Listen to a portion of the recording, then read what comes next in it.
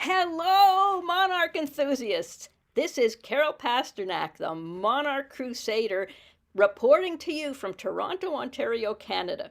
And tonight I am so excited to share this opportunity to speak to Ann Hobbie, author of the gorgeous and informative book Monarch Butterflies Explore the Life Journey of One of the Winged Wonders of the World. Ann is chair of the board of directors at Monarch Joint Venture. Later in the Zoom, I'll be sharing some of Monarch Joint Venture's resources that we can all use in our efforts to save our monarchs. Here's something about Ann. Ann helped develop the original Monarchs in the Classroom curriculum with Dr. Karen Oberhauser's Monarch Lab. She developed subsequent schoolyard ecology and gardening curricula.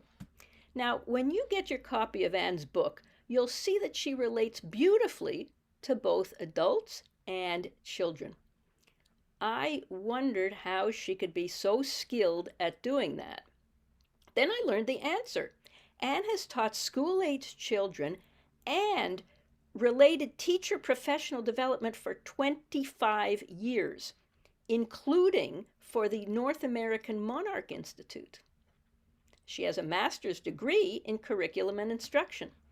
And on a personal note, Ann enjoys a secondary career as a personal trainer specializing in functional training with older adults and youth. And what a coincidence! I do the same thing. She lives in St. Paul, Minnesota, with her husband and 2 cats. She's an avid cyclist, runner, and cross-country skier. She loves to garden as well as to cook. Ann has 2 sons. The eldest is a healthcare writer, while the other one is studying to be a perfume chemist. Ann told me that she looks forward to the day when she can finally sit down and start researching. So before I start, I want to tell everybody to open the chat. And in the chat, you're going to see a bunch of links. Copy and paste, just copy those links because you're going to need them later. We're going to tell you such fabulous things that you're going to want these links, and you don't want to have to scroll up to get them, so you may as well just copy them right now. Go to the chat and copy them. I would like to start off the conversation with a question for Ann, and that is, Ann, how did you come to writing this book? I have a really strange, it has a very strange genesis. I'd always wanted to write a book for children about monarchs because there are a lot of books out there that, unlike Ba Ray's book, Ba is here. Mary Hedenstrom, raise your hand. Ba Ray is here. Just so you know, Mary teaches with me at the North American Monarch Institute. Saw that, was super excited. I know, she's like a celebrity to us because we love her books so much. And we use them with teachers. But I was, where was I?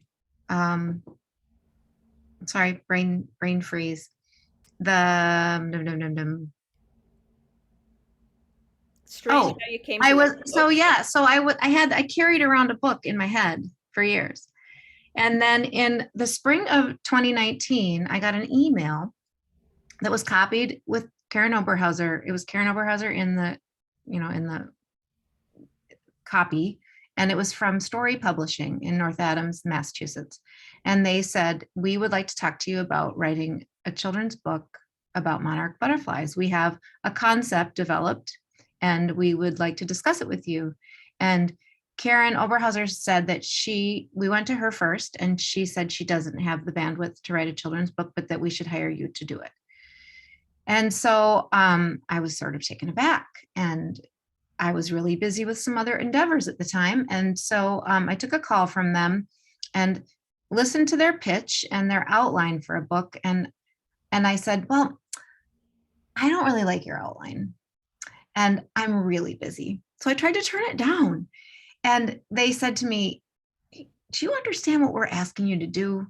We're asking you to write a children's book that will be, you'll have royalties the rest of your life. We're doing 15,000 copies in the first print run if we choose to hire you. And you might want to give it some consideration. So I read over their outline, and then I sat down and I rewrote it how I would write it. And we had about a 2-hour conversation. And at the end of it, I said, I am really busy, but I could probably find you somebody, because I am like the world's greatest. And I'm like a really good networker. And I have a lot of people in that network, and I can find you a writer. And they're like, we think we'd want to hire you. We like your outline better than ours, and we really want to hire you. So I got off that phone call, and they wanted a writing sample from the outline we'd created. And I just sat down and I wrote the first spread. And a left-right page in a children's book is called a spread. Sometimes it's a couple of pages long, like in the life cycle part of this book. But I just sat down and I wrote it, and I shot it off, and I said to the universe, if this is what they want, then I can do it. Then I'm their person. And they got back to me the next day and they said, we love it. So we'd like to hire you. So that's the story of how I came to write this book.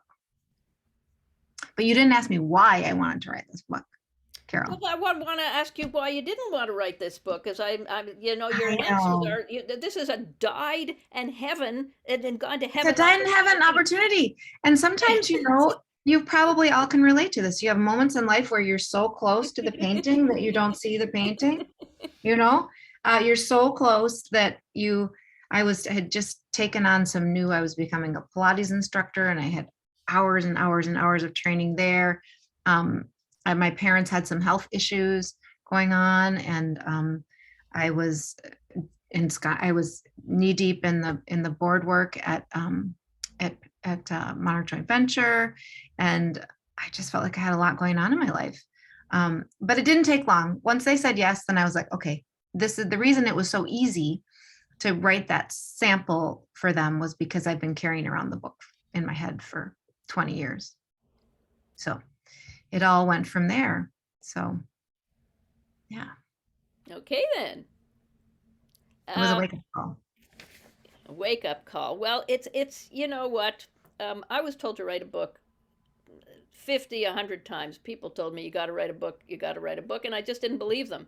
I just didn't believe them, and I said, how many times do I have to hear it until I do it? So they just kept twisting your arm, and you said, geez, I've had this, now they're twisting my arm. Why am I not paying attention? Okay, so it says that you were working with writing for the North American Monarch Institute. I saw that on a website. Can you tell us, what is the North American Monarch Institute? Well, Mary's here with me. She's one of the co-instructors in that course. It is a course that grew out of 25 years ago in Karen Oberhauser's lab. When she approached me to help write this curriculum, she'd received an NSF grant, because so many teachers were knocking on her door saying, can you come to my classroom? Can you come to my classroom? Can you teach my students about monarchs? Can we rear monarchs in our classroom? She realized that she needed to train the trainer. So she held the first ever institute for teachers. And our charge was, we spent a week totally immersed in monarch science, the nitty gritty. We then separated for 2 weeks. We each had to carry out our own unique experiment using monarchs. And then the week we came back together, we were to develop a K-12 curriculum. And that was the first draft of what became the curriculum that has then since then undergone many iterations. It became clear that so years went by, and that course got better and better and better and reached a larger and larger audience. And then Karen realized, instead of just teaching all these teachers who can drive to the Institute from the Midwest, why not see if we can get a grant to bring teachers from along the monarch migration route from Canada down to Mexico together every summer to learn about monarchs and learn how to teach about monarchs in the classroom. And so that program, Monarchs in the Classroom, has several courses in it. And one of them is the North American Monarch Institute. And that's been happening now, Mary, I think for 13, 15 years. So, and it's really fun because people fly in from everywhere. And that is funded by the U.S. Forest Service International Programs. And that is, it's been a really great experience. Those teachers teach us more than we teach them. it's been a wonderful part of my career to do that in the summertime. Okay, well, now that you've mentioned the monarch and the monarchs in the Classroom, classroom, yeah. I'd like to show everybody this copy of that I picked up. And there are 3 different curriculum guides for various levels, and they're really thick and really good. And if you teach homeschool or you know any teachers, this is the guide to have because you don't have to think. Anne has written this and done all the thinking for you. Well, and Mary and a bunch of other great And a people. few other people. Yeah, and I just want to give you an example of the kind of stuff that you're going to find in here that's so fantastic, okay? Lesson 4. How does temperature affect time in the pupa? Okay, so we're teaching the scientific method, and we're teaching about monarchs, and we're having a fun experiment in the class. And it says students will conduct a simple experiment to determine if temperature affects the development time of a monarch pupa. Okay? And then it says background.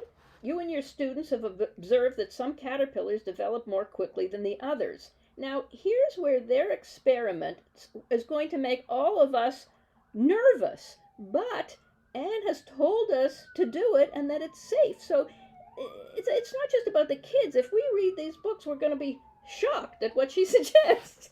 Okay? So, she says you can actually slow the development down by cooling the monarch within certain limits. It's okay to refrigerate eggs, caterpillars, and pupa for a few days, simulating what might occur on a cool fall night. Procedure: guide your students through the following steps of the scientific method, and then question: does temperature affect the length of time it takes for an adult to emerge from its pupa? And you make a hypothesis. For example, pupa experience cold conditions will take longer to develop. And then she has the students put the chrysalises in the fridge for 3 days, and record the Just like they do in the lab when they need them to slow down. Right. Now, people like me who present know that we can, if we need a monarch for a certain day, we can put it in the fridge, but other people find this horrific. But if you read this, you'll understand it completely and that it can be done safely for your own presentation. So, if you pick this up, you're going to learn something. You're going to learn how to teach. And this is 1 page of the 4 billion pages that are in it. Now, There's a whole back section on experimentation, and in the recent years, we've really gone from an emphasis on teaching content and lots of facts to helping kids with the scientific process. And so it's really focused on, and that I'm going to interrupt you, Carol, and tell you that there's a brand new iteration of this curriculum that is just out and is also available on the website. So you can buy the old and the new, and there are benefits to both. The new one is very project-based and aligns with all the national science standards. So the NGSS standards. So it's very standard specific and kind of more open in terms of project-based learning, which a lot of homeschool parents really kind of dig. Well, and I may just have to get that myself. Both of them. And There you go. and can you see the cover of the book right now Yeah. Do you want on my screen? No, on my screen. No, I can't see the cover of the book on your screen. Oh, okay. But it looks my book or this curriculum guide. It looks mine. I can't. Oh, the brand new curriculum guide. Okay. Oh, the brand new one doesn't have, it's all electronic, I think. And you have to buy it from the website, but we'll talk about that later. Right, and I have this all ready to share, to show it. And here is the new one.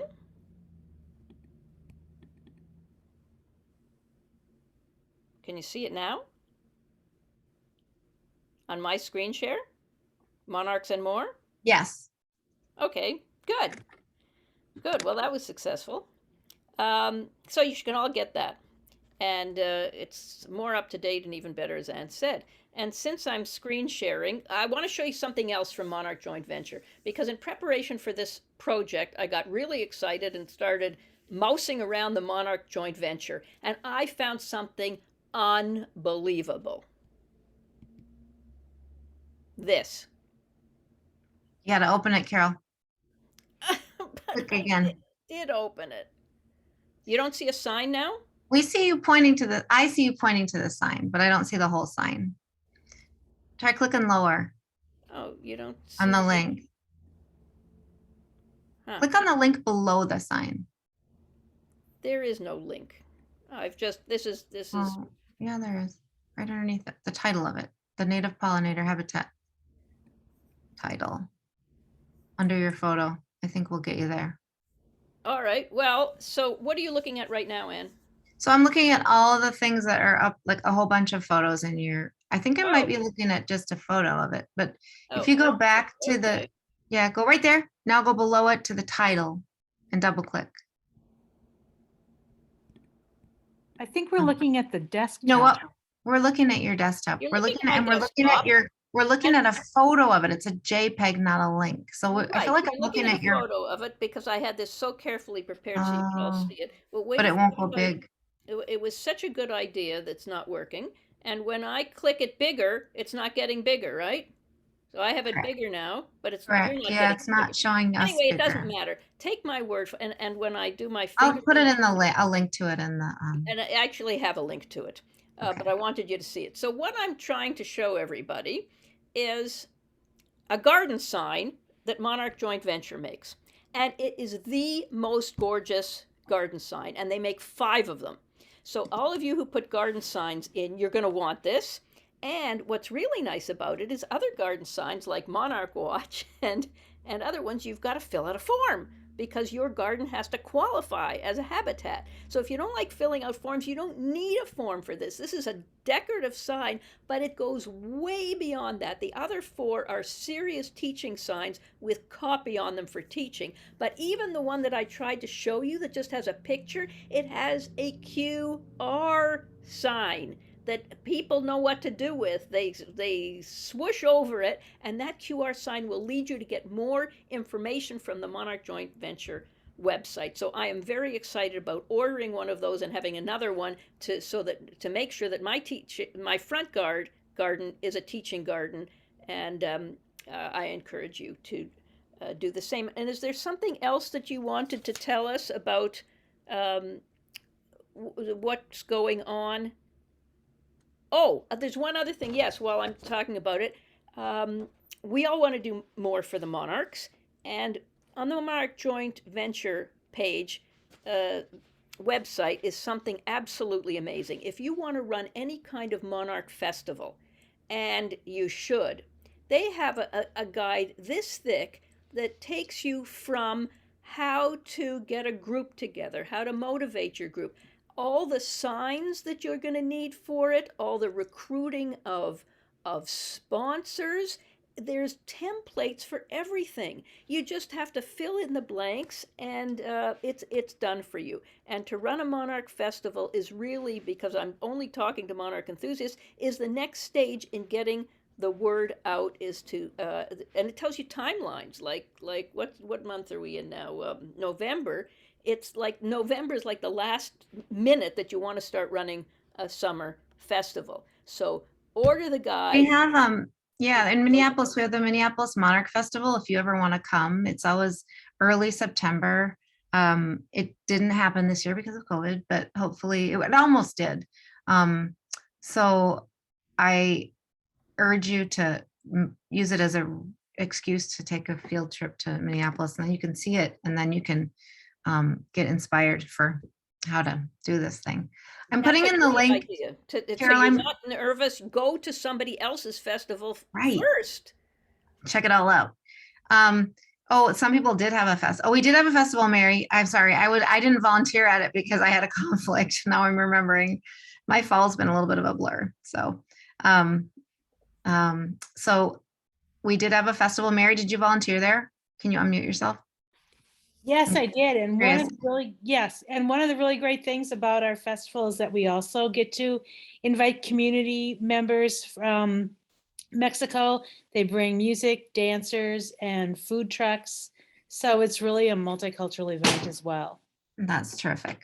Thank you. Sorry, I blanked that. It was right around the time that my dad was in the hospital, and I kind of didn't do anything else. So I'm going to put another link in the chat, and then we can go back to we should talk about the book probably. But this is free stuff for you to download. These are displays you can use that you don't have to pay anything for, that are also on the site for a variety of purposes. So I think you'll enjoy those. Okay, if then we have time, what? I was going to ask if anybody, you ready to field questions about the book? Sure. Okay, who wants to ask a question about the book?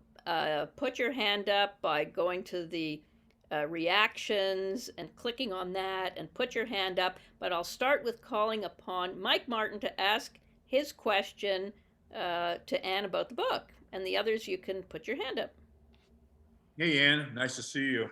Nice to see you, Mike. When your book became available, I ordered 3 copies immediately, 2 of which went to families that have young citizen scientists. So they're being used often. My question basically is, I got 2 questions, kind of, sort of, either while writing the book or after you wrote the book, did you learn anything new? And then the second question is, did that book, here we go, generate an idea for another book? It did. And I actually have gone 2 different directions with that second question, but did I learn anything new from writing the book, or did new information come forth since writing that book? Yeah, either during writing the book or even after writing the book. Well, one of the things I'd say that I learned about book writing from the process is that there's a person who is vital. Usually you think of bookmaking, there's a writer and an editor and a publisher and an illustrator, right? And the writer and editor work together, right? And then you work with the illustrator to imagine the pages. And the 2 things that really surprised me about the process were that there is an art director, and she is the maestro of the orchestra. And you never speak to the illustrator until this whole process is over. I never met her. I never met Olga Baumert until last May. And we met for the very first time on I'm just going to find this link for you, something that I'm super proud of. It was a podcast that the publishing company does. And she and I met 10 minutes before we made this podcast. And it's some of the proudest work I've ever done is this podcast. Besides the book, it's a lot of fun to listen to. And it just talks about our bookmaking process and what it was like and what were her impressions. Guess which page of the book was the hardest for her to illustrate? Any guesses? Like, hold up. If you have the book, hold it up. Like, what page do you think would be the hardest to illustrate? Not Day of the Dead. That's easy. As a painter, she works in paint. Flowers. That's not too hard. I'll show you. I have this goofy background, so it's hard for me to show you. I'm going to turn my background off, and you're going to see my dirty house. So it was the illustration of the caterpillar. So that's the deal. It just shocked me that was the case. In fact, I'm not even going to blur it. I'm just going to go to none, and you're going to see, there you go. It was this illustration. She said it made her dizzy to paint that. So learning that I would never meet the illustrator. And then the second thing was that I had to tell the illustrator everything I wanted her to put on the page. What do I envision for each spread? I thought she would maybe have a little bit of imagination around my text and my language, or that the art director would. But nope, I had to tell her exactly what I envisioned. And then the other things, so those 2 things are really what surprised me. And since the book's been published, there's new information about rearing monarchs in the most natural setting available. And I didn't choose in the second print run to fix that in my book, because my instructions for rearing are for a child to rear a caterpillar that they may find outside. And I wasn't first of all, the publisher was resistant to making a big change like that. I mean, the more changes you make, the more expensive it is. And they said, really, Ann, you want to get into the weeds that much when you're talking about teaching a child to do that. And I want to clarify too, that this is, I say, and I did add in the second edition, if it's legal in your state, because I don't want to teach kids to break laws, and it's not legal in every state. So I didn't change that. And then the page that talks about how far they fly in a day, we have a little more information now that they can fly up to 80 miles in a day when they ride those thermals. And I say about 20 miles a day. It's just a fine number. My expert readers were like, just leave it at 20 miles a day. So, there's lots of new information about, there's lots of new monarch science that's coming out every year, but I didn't incorporate it into the second edition of the book so much. I hope that's a really long-winded answer. I'll try to be more concise. Did that answer all three of your questions, Mike? Yeah. Oh, I did. But No. the other one was what she was going to announce maybe later. I don't know. Yeah.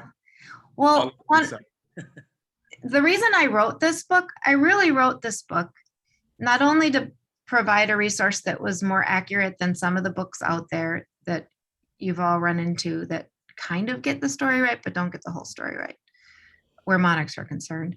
But I also wanted to write it because, for the same reason that Mary and I do this kind of teaching with teachers, we want to create a venue, an access point with children to the wonder of bugs. So it's not just about this iconic species, it's about helping children appreciate insects and invertebrates in new ways. So because they're such a beloved organism, you help children build bridges to being able to, be okay around things that fly in their gardens. And then they begin to see creatures everywhere. We've all had that experience, right? Get kids turned on to monarchs, and pretty soon they're bringing you every caterpillar and grub they find and asking you to identify it. And so the joy and the importance of, because we can say, let's face it, if monarchs went extinct, we would be all exceedingly sad in this room. But you have to be able to answer the question, why does this species matter more than another one? And at the end of the day, they matter collectively. They matter because they are this important part of the natural ecosystem. 25% of the species of animals on Earth are beetles. 25% of the various species of organisms on this planet that are not plants or fungi, that are in the animal kingdom, are a kind of beetle. And most people don't really know that, and children don't know that, and they don't really appreciate it. So that is why I wanted to write this book, as a portal into helping them access another world of animals. We don't think of bugs as animals. So, and then the book I want to write next is, I was originally going to say, well, one that I'm not going to share, but it's going to take a boatload of research. But the one that I think would be fun, and that I'm inspired to write, really by Barre and Karen and the folks who wrote that field guide for adults, is A Life in the Milkweed Patch book. Who else lives here? So an entire spread on daddy longlegs, an entire spread on milkweed bugs, an entire spread on ladybugs, an entire spread on katydids, an entire spread on the eastern tree frog, and organisms you'd find above the soil, and even organisms maybe you would encounter down in the soil. So I think that would be fun. So if I understand you correctly, you're going to take Bob's fantastic book that I wouldn't be without, and you're going to expand it to below the soil, take every member of the milkweed community and do a spread on it. So it's going to be a big book. Well, I don't want the children to shut the book. So I can't do every organism that's in the milkweed patch, but Okay. I would love to do a children's version of that kind of a book, Now, I'd like to do yeah. Sorry, I would love to know how many members of the monarch community there are, approximately. Are you asking me that? You and Ba. No idea. I think you guys have a better sense on that because a lot of you are on Facebook pages together. But I mean, how do you define it? What does it mean to be in the monarch community? Well, let's ask. Oh, you mean of animals? I thought you meant people. How many different organisms are in the monarch ecosystem, in the milkweed ecosystem? Ba has a better answer than I do, but hundreds. Ba, where are you? Can you jump in? Unmute yourself and jump in? How many have you mentioned in your book? It depends on where you are.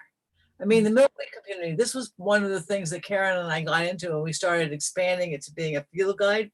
And so it was originally just going to be, you know, these are the herbivores and these are the parasites and that sort of thing. But when we got it so that we were actually doing the community, there are so many different communities.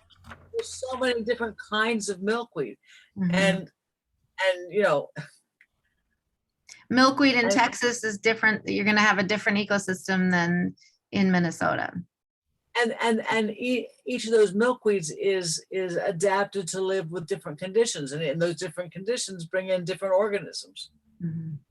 Okay, so Doug Ptolemy raises a lot of eyebrows when he says that the oak tree supports 450 different Lepidoptera.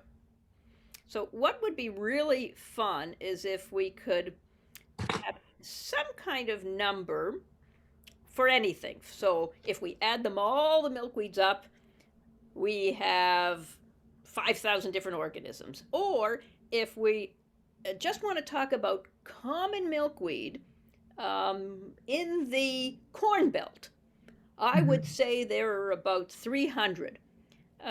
People like numbers, so if you want to come up with some kind of number like that, one day on an upcoming episode, Zoom, I, for one, would love to hear that.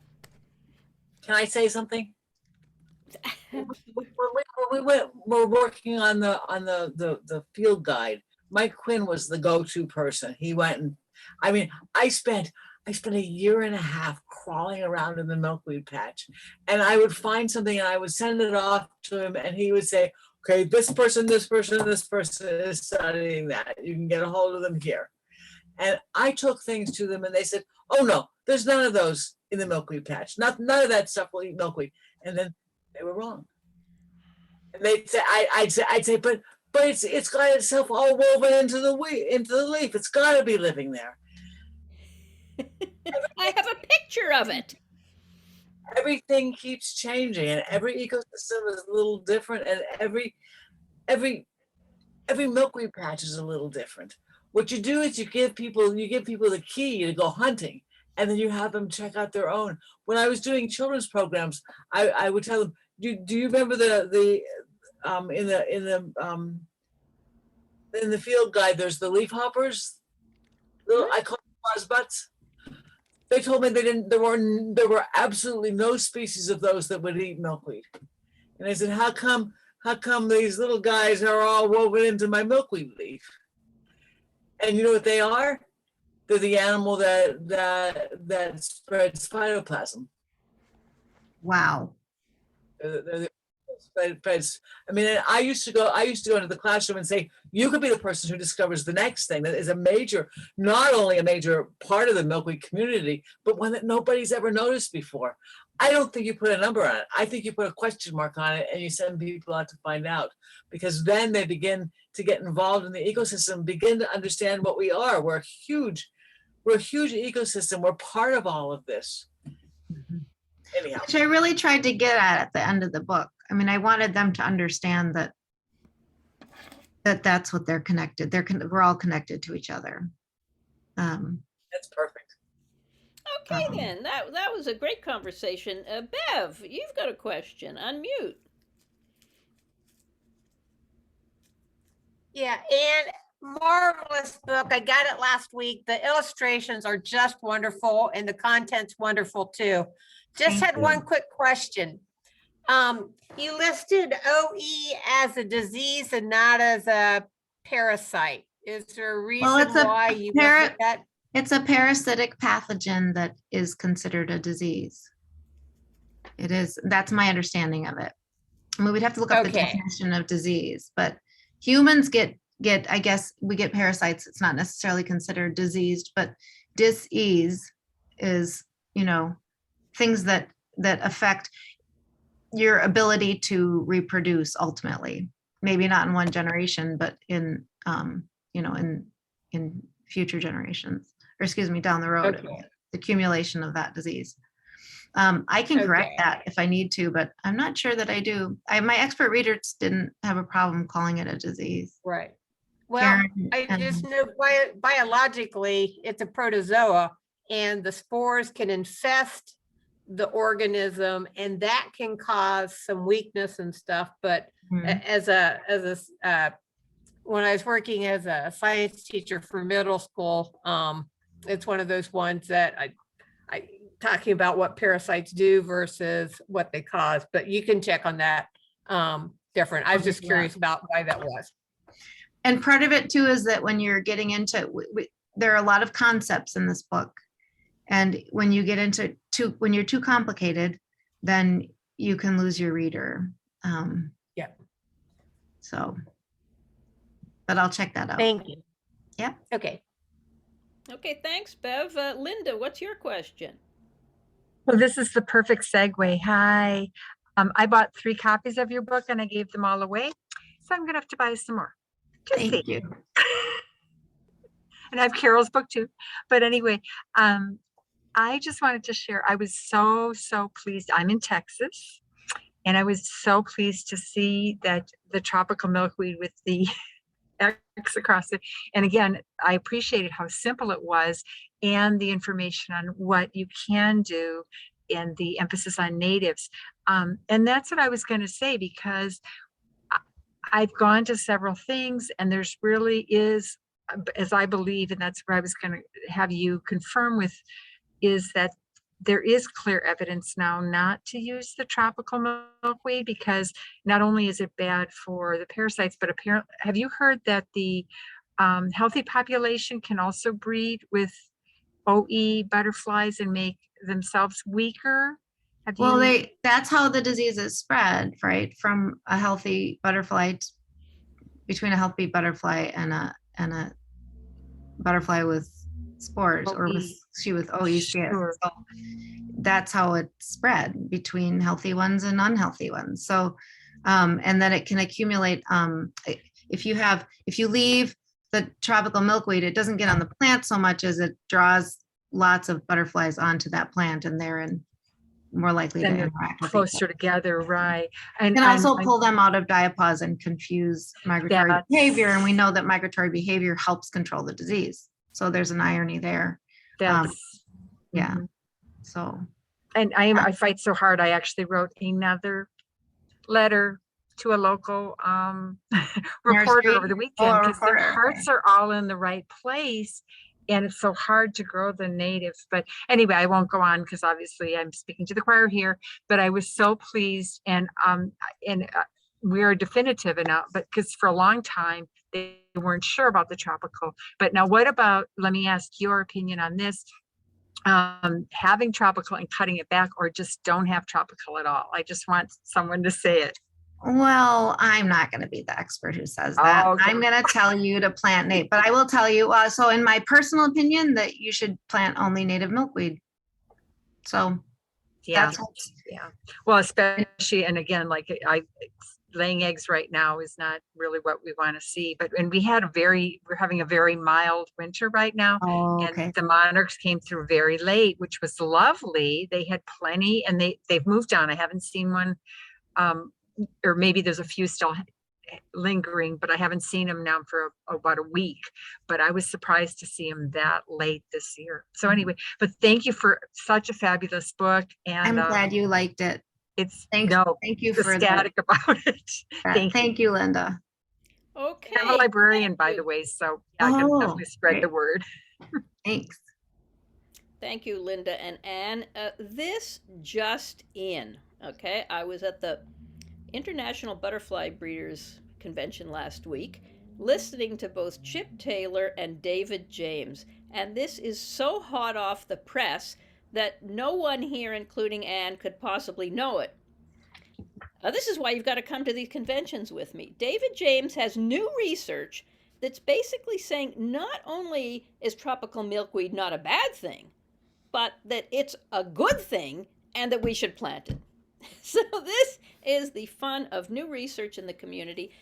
David James will be spreading this message far and wide all year on various Zooms. If you have a chance to sign up for one of these events, and there's already some around, David James, and you'll hear his new research on a tropical milkweed not tempting the monarchs into breaking diapause. He has a completely different theory about why butterflies go into diapause, and the tropical milkweed cannot make them come out of diapause.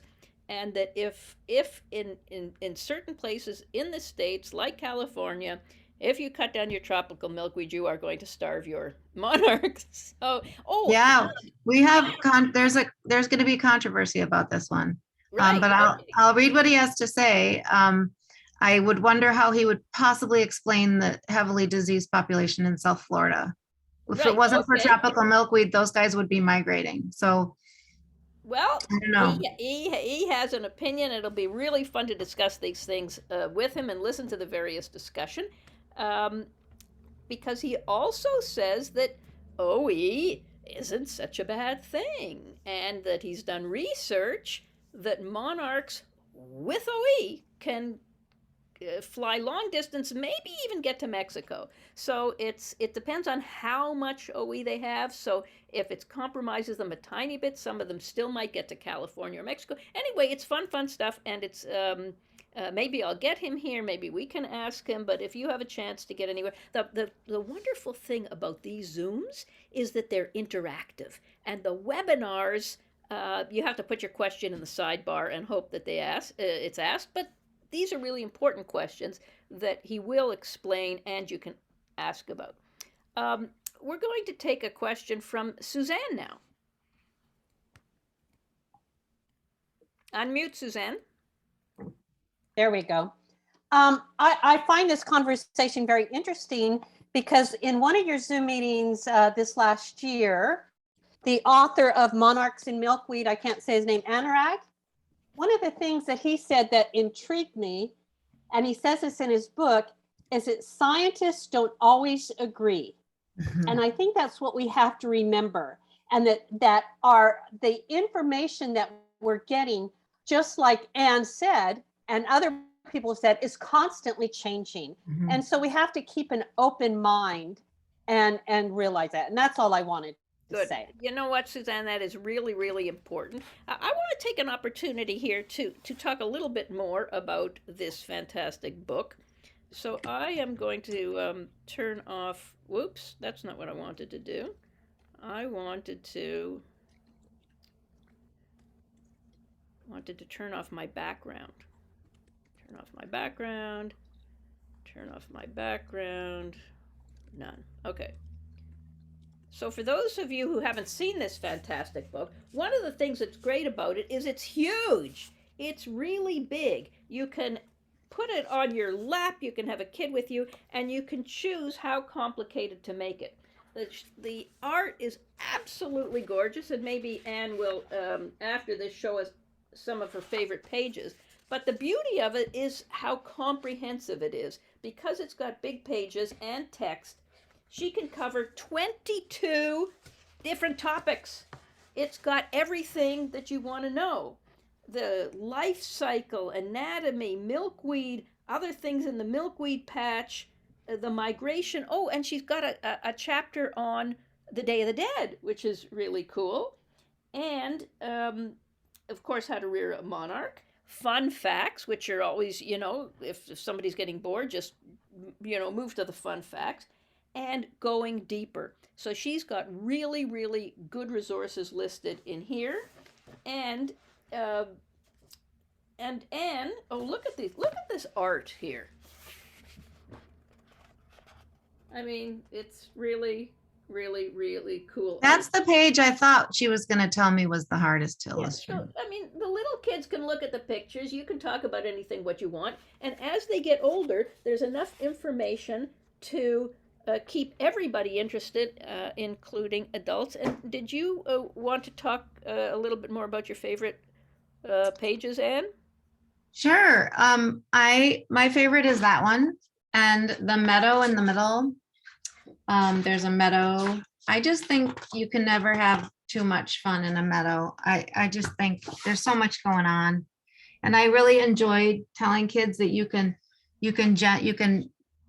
tell what monarchs are up to by you being observant about their behavior. We focus so much on the the morphological features of insects or of monarchs, and I think it's fun to be able to tell gender by behavior.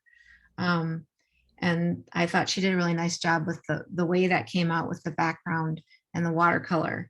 And then, of course, I love the Day of the Dead one. This is one that we fought over. I will tell you this. So I had a few expert readers. And if those of you who are familiar with Ellen Sharp, and she runs a wonderful B&B in Macheros outside of Cerro Pelon. And I spent the first of my half of my book advance going to Mexico right before, a month before we shut down for the pandemic. And I stayed with her, and we just loved our stay there. But I sent it to her and she said, that is absolutely not how we celebrate Day of the Dead in Macheros. That we don't have mariachi bands in the graveyard. There aren't these costumes. People are just paying homage to their ancestors in the graveyard. So it's a much more somber occasion.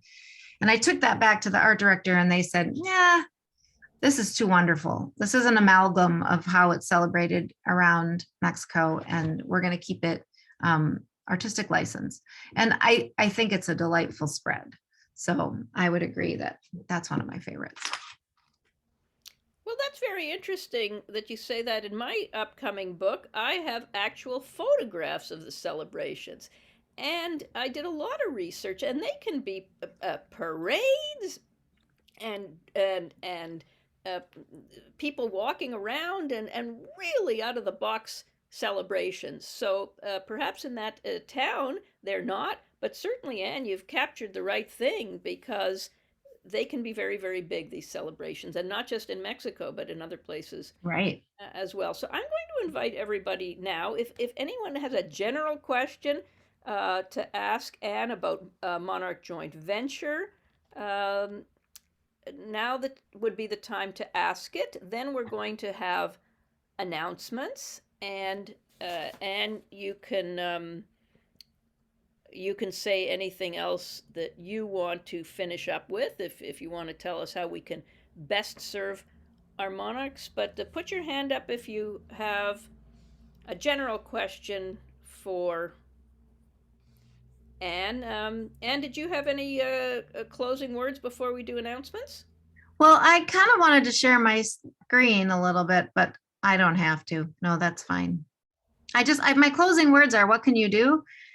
I think that the tremendous decline in the monarch population that we've seen over the last 20 years, we have to back up and ask ourselves, why?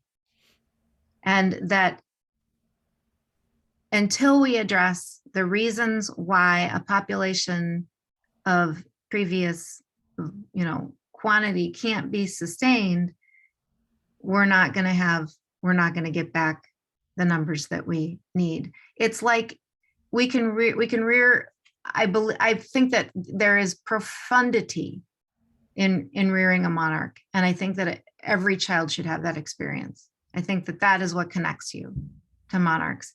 And I am not going to condemn those who rear them. I just don't think we can save monarchs by rearing them. I think that the hope it really lies in creating habitat and addressing the issues like pesticide use and agricultural practices and habitat loss that are causing this demise. So that's my closing argument. I know, not argument, but my pitch. And I know that some people here probably don't agree with that. And they, that's, I'm going to come down on this, on the side of the monarch expert scientists on this. And recently, Andy Davis did that survey, and I'm not quite sure what's going on here. I'll try to fix it while you're talking. Okay, Andy Davis did a little Karen, survey stop sharing your screen, Karen. of 14 actual monarch scientists, and 12 of them responded to his survey. And he has 3 questions about captive rearing, but the one that I thought was most compelling was, does captive rearing help the monarch population? And 92% of them said no, they really didn't believe that it would. It doesn't mean you can't try. Those of you who live in states where that's legal.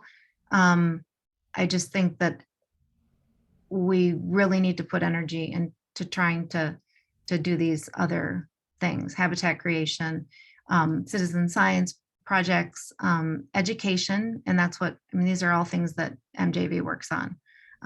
Educating the public, creating habitat, being, they're a clearinghouse for the latest scientific research, and then just getting the public involved in trying to see the species through. Everything we do for monarchs, everything we do in our conservation efforts will benefit other species of pollinators. So it's pretty vital work. So here. Well, thank you, Ann, and I'd like to just clarify a little bit what you said and get your take on this. There's a big difference between what Ann is in favor of. It's raising a handful of monarchs or a dozen monarchs for education purposes, because that inspires us all. It helps us get the word out. We can teach. There's and Ann, you're supporting that we can raise monarchs.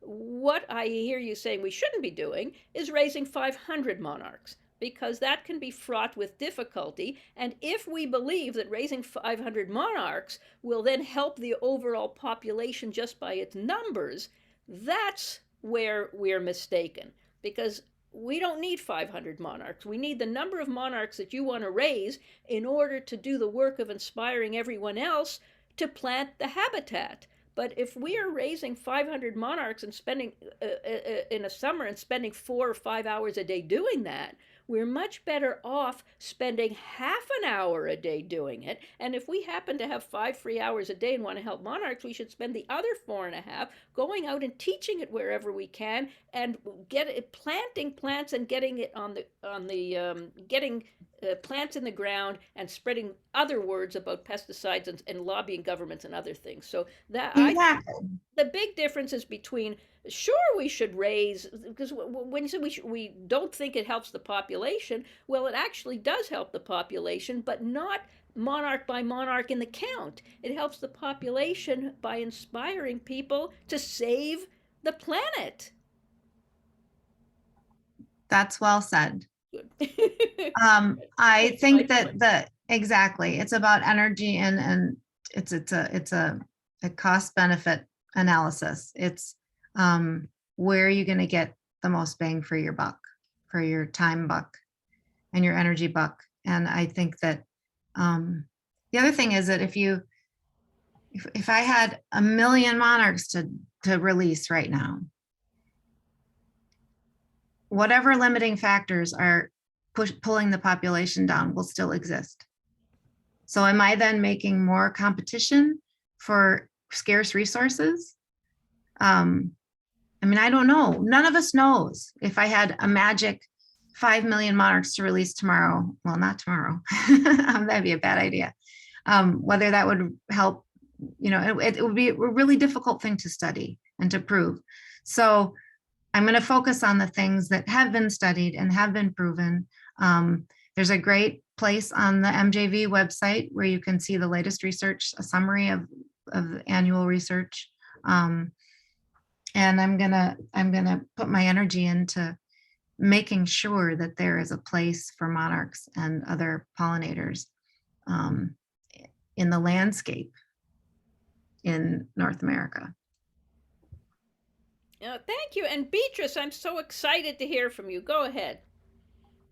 Unmute yourself and Right. contribute to this. Well, actually, the interesting thing is that you people summarized it, Anne and Carol summarized what I wanted to say, that ultimately habitat and conservation is what really matters.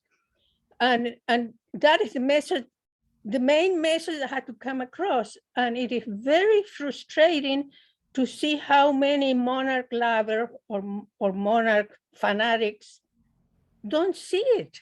They don't get it. I don't know what to do, but we had to try even harder to get the message that habitat and conservation, that is what really matters. And that is all what I wanted to say. Thank you, Beatrice. Right, Beatrice.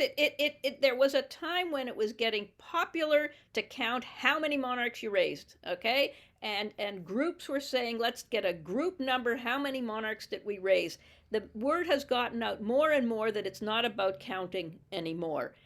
We still have some people who are in a competition to raise more and more, but we are really getting the word out that it's not about raising 800 and being the highest number in your group or contributing to the 10,000 of the group. It's about raising the number that you need for education purposes, and then if you've got all that time, use it for other methods of conservation. Well, I would like the monarch to be the poster child, the way that the panda is the poster child for conservation. That is what I would like to see. Mhm. Right, and yes, and we certainly have issues on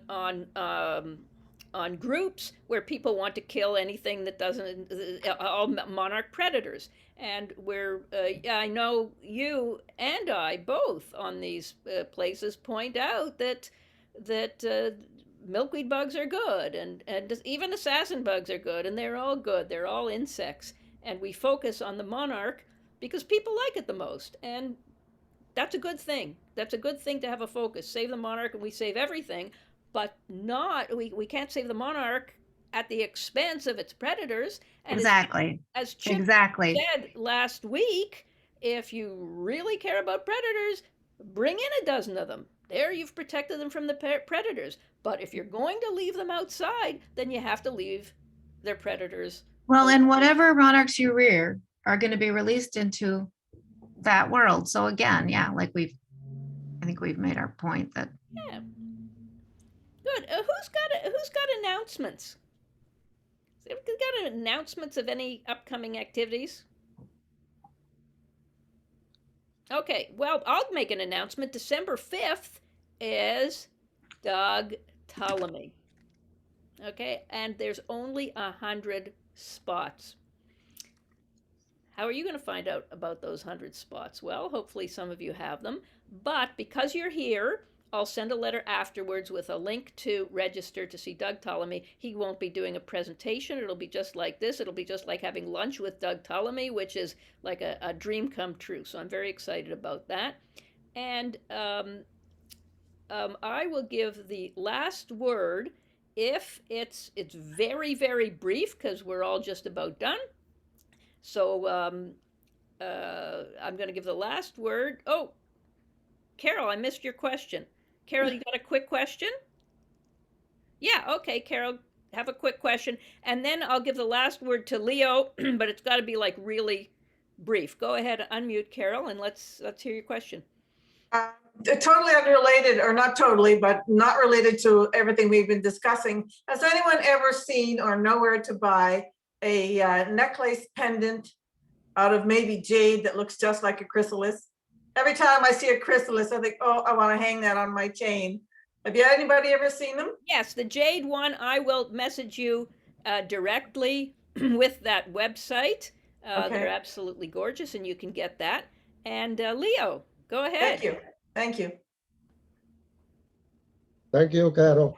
Well, since you told me to make it really short, I will try to make it short. Anyways, thank you for all the good information, and looking forward to getting the book and I mean the book and see what it's all about. But at the same time, you touch upon a few items that if you subject just on your last comments regarding the reading and all of that. I understand. I don't want to go into any heavier conversation that I've already been doing through these Facebook groups. Only one suggestion, though. You do agree that, you know, some people will eventually rear monarchs regardless, okay? Whether it's, you know, whenever it's permitted in some of the states or some of the Canadian provinces. So to those people, then, would it be possible to find a way to get some information so that the most monarchs that will be released will be healthy, OE-free, perhaps just even small suggestion on how to clean equipment, washing the leaves and so on and so forth. But mainly, the reason why I say this is because I learned a lot of it from Holly here and her the beautiful Monarch group. That's what I was going to suggest. Yeah, no. I got all the information. In fact, the first time when I was new, real newbie, 3-4 years ago, I even asked her in Messenger, you know, if it was possible for me to copy and paste and blah, blah, blah. And she says, of course, that's why that information is there, you know, it's for everybody to use. And so I've done that. And then I gave it to anybody else that asked me also. And I always recommended the joiner group first, because in my opinion, she's the one that has the most information on how to release healthy monarchs. But having said that, some of these groups that are coming, some of these new people that are coming on board as we go forward, will not have access to all that information, will not. And then even if I suggest it as an admin, you know, they look at me and they said, well, this guy has been painting houses all his life up to, you know, 3-4 years ago. He's 72 years old. What the heck does he know about, you know, why should I do and why shouldn't I do? And by the time these people are all redirected to information that comes from professionals or more experienced rearer or more biologists websites, such as yours, the Joint Venture, or Chip Taylor's site. Leo, what is the question? Well, the question is, you are a good writer, Carol, and so is Ann, and so many of the other people in this panel. Would it be possible to launch an appeal to anyone to create a simple PDF format file that we can all share? You post it anywhere on a website. I can turn it into a PDF anytime, to cover the main items, the ones that are most at risk to release a non-healthy butterfly. So if we could get most of that information out the fastest way we could, at least half of the battle is already won. Okay, I'd like to start addressing that, and jump in if you want to jump in too. But if you go to Holly's website, you're very free to choose those PDFs and that you think are the most important, and start sharing them and ask other people to share them. You'll notice that Holly does share the information all winter long. Every day it's shared, and a lot of people actually look at it. But even though Holly's is one of the best sites, there are a few others around too. There's a new one. Rob Wood has one that has very, very good files. And who is it, Holly? Ricardo, somebody who has a page? Yeah. So, I'm familiar with them. Yeah, so Ricardo has a page, and he has written a mammoth document with everything in it. Now, you may look at that and say, well, who's going to read that? It's too big. Okay, well, if so there's the thing. Should you break it up into small pieces or big pieces? But the information that you're looking for, it's there. And we're sharing it, and you can point anybody to it. And anybody who has a problem with it, we have to just keep telling ourselves that 95% of the people we're talking to are completely on board with what we're doing. And we can't spend too much time on the naysayers because we've got work to do. And Leo, you are doing it fantastic. So keep doing what you're doing, getting that word out. When people ask me questions, I don't spend a lot of time answering. You know what I do? I send them to Holly. Okay. Well, that's I a do. good I strategy. send them to Holly Uh, because I got other things to do. I can't answer these questions over and over again. I send them to Holly because she has infinite patience. She's got administrators like Bev who will answer these questions over and over again. And should the date ever come when she's a little bit tired of answering those questions, she knows where to send them right on her site. I would love to answer that question, but please read document number 434 first because it's all there. We've all got it. And with that, I'm going to ask Ann if she'd like to have final words. And I'm going to say goodbye to everybody now. And you've been a great audience. This is a great discussion. I'm all pumped again, and I'm going to start working on Doug's next week and working on getting some more of these people that we've heard of. Maybe get Karen Oberhauser, and we can talk to her, and we'll have a whole winter until we find our first caterpillar next season, and we start all over again. Yay. I don't have a final word. I just put a link in the chat to the Monarch Larva Monitoring Project because I think that's a great place to put some energy. And I'll just also say that Karen herself is 25 years ago, we were rearing monarchs, and 20 years ago, we were rearing them in her lab and distributing them to teachers all over Minnesota and Wisconsin and Iowa and the Midwest. And then came a year where she, despite being a scientist and working very hard to control for disease. And I'm not just talking about OE, I'm talking about, there are many other diseases that monarchs get. We had so much mortality in the monarchs that she distributed that she was just like, finally, enough, not doing this anymore. This isn't right. And that's a little bit different because she was rearing, in a greenhouse, and there were multiple generations. They were wild ones as well, being interbred. But the more you have in a condensed setting, the harder it is to control for disease. I also included MJV's handout about why to, rearing why or why not. I'm not going to change a lot of minds around your volume. Those of you who are rearing more than 100 a year.